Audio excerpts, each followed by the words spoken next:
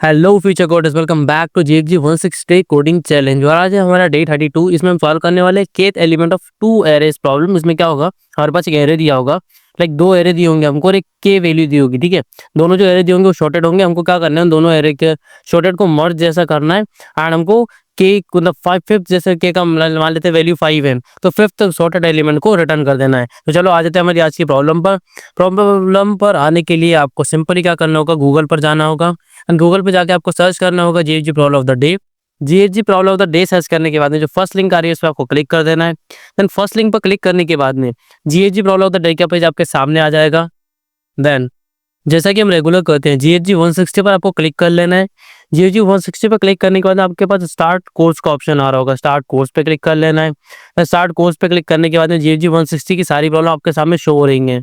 अगर आप regular problem solve कर रहे होंगे, सर्चिंग की प्रॉब्लम के लिए आपके पास रिज्यूम का ऑप्शन आ रहा होगा, या फिर आप नीचे स्क्रॉल कर सर्चिंग की प्रॉब्लम पर स्टार्ट वाले ऑप्शन पर क्लिक कर सकते हैं।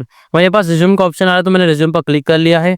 देन हम आ जाएंगे हमारी सर्चिंग की प्रॉब्लम्स पर। यहाँ पे हमारे पास टोटल 5 प्रॉब्लम शो कर रही है।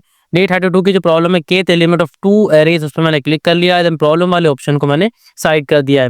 अब जैसा कि हम सारी डिटेल्स में बात करते हैं, पहले प्रॉब्लम स्टेटमेंट पढ़ेंगे, एग्जांपल को देख के समझेंगे, कॉन्सेप्ट देखेंगे क्या क्या वेरिएबल्स के होने वाले हैं। ठीक है, उसके बाद में कॉम्प्लेक्सिटी देख लेंगे, हम टॉपिक टैग देख लेंगे, कंपनी टैग देख लेंगे, कौन कौन सी कंपनी में क्वेश्चन पूछा जा चुका है। अब बात कर लेते हैं प्रॉब्लम स्टेटमेंट रीडिंग की। So given two sorted arrays A and B and an element k. The task is to find the element that would be the kth position of the combined shorted array. मतलब इन दोनों को अगर combine करें तो kth जो position बनेगी उस पर कौन सा एलिमेंट होगा उसको आपको रिटर्न करना है। एग्जांपल देख लेते हैं। यहाँ पे एग्जांपल में आप देखेंगे तो ये पहला एरे, दूसरा एरे और के वैल्यू 5 है। अब इनको मर्ज करके देखो, यहाँ पे 1 2 3 4 5 और फिफ्थ वाली इंडेक्स पे क्या होगा, मतलब फिफ्थ वाले इंडेक्स पे हमारे पास में क्या होगा। ठीक है, 0 1 2 3 4 एंड 5 फिफ्थ इंडेक्स पे क्या हमारे पास में आ रहा है। ठीक है, 0 1 2 3 एंड फोर्थ इंडेक्स पे आ रहा है। ठीक है, के माइनस वन इंडेक्स पे हमारे पास जो वैल्यू होगी उसको हमको रिटर्न कर देना है।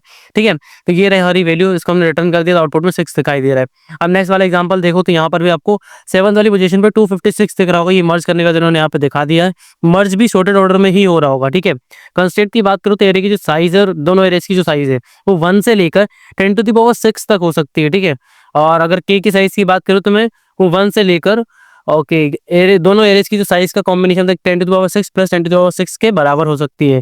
ठीक है, अब यहाँ पे देख लेते हैं हम, यहाँ पे 0 लाइक जो इंडिविजुअल वेरिएबल्स हैं उनके उनकी जो रेंज होता है वो कितनी वैल्यूज कितनी मैक्सिमम वैल्यू कंटेन कर सकते हैं। तो 0 से लेकर 10⁸ तक की वैल्यूज को कंसीडर लाइक कंटेन कर सकते हैं।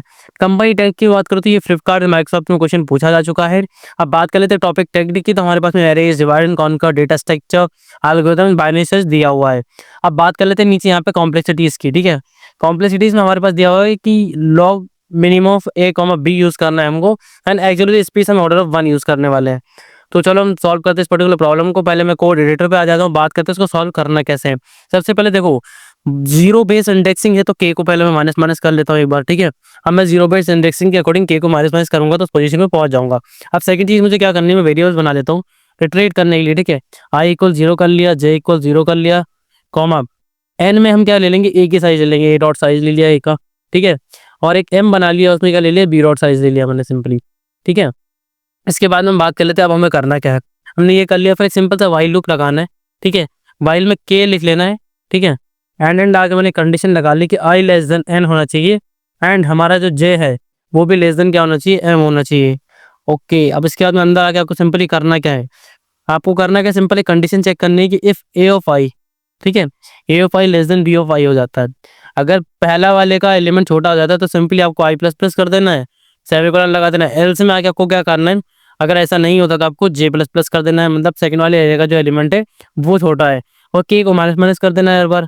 फिर ये वाली चीज़ होने के बाद में आपको नीचे का कंडीशन चेक करनी है कि अगर आपका जो आई है, ठीक है, आई लेस देन क्या हो जाता है, एन हो जाता है, एंड मतलब आई लेस देन एन है और जे लेस देन एम है, मतलब दोनों अभी लेस देन है और हमारा के फुलफिल हो चुका है। तो आपको सिंपली यहाँ से रिटर्न क्या करना होगा, return minimum of A of I और ए और बी ऑफ जे। ठीक है, बी ऑफ जे मैं रिटर्न कर दूंगा, यहाँ पे सेमीकोलन लगा दूंगा।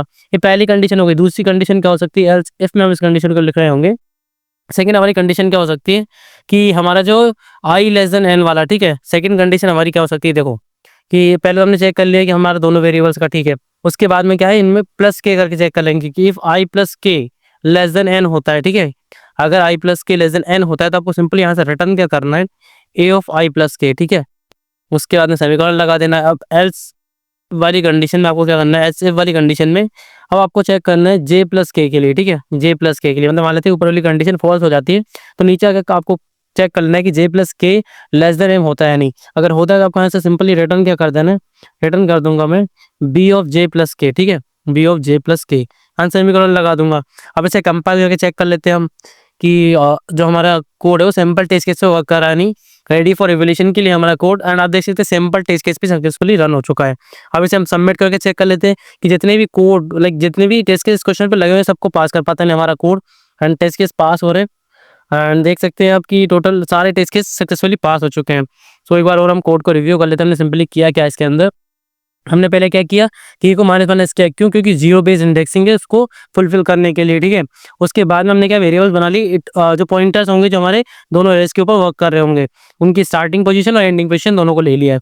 उसके बाद सिंपली एक लूप रन कराया कि जब तक कि 0 नहीं हो जाता या फिर इन दोनों में से कोई सा भी एक एरे जो है वो खत्म नहीं हो जाता, ठीक है, मतलब इनका इटरेटर लास्ट पॉइंट तक नहीं पहुंच जाता। फिर सिंपली जो भी मिनिमम होगा उसके पॉइंटर को आगे बढ़ाते गए हम एंड के को माइनस करते गए। फिर लास्ट में दिखा दोनों एंडिंग तक नहीं पहुंचे तो दोनों का मिनिमम सेंड कर दिया। मान लेते हैं कि ऐसा नहीं होता कि मतलब कोई सा एक एंड तक पहुंच चुका है तो मान लेते हैं कि पहला वाला नहीं पहुंचा है तो पहले वाले में प्लस के किया, मतलब आगे की के पोजीशन देखी एंड अगर वो उसकी साइज से कम होगी तो आपको सिंपली इसको रिटर्न कर देना है। अगर नहीं होगी तो आपको क्या करना है, सेकंड वाले के लिए चेक कर लेना, हो सकता है कि ये वाला फुलफिल हो चुका हो। तो सेकंड वाले के लिए जैसे ही मैंने चेक किया आप देख सकते हैं ये भी वर्क कर रहा है। So thank you so much for this particular video. We will meet in the next video for the next problem of GFG 160 day coding challenge. Thank you so much.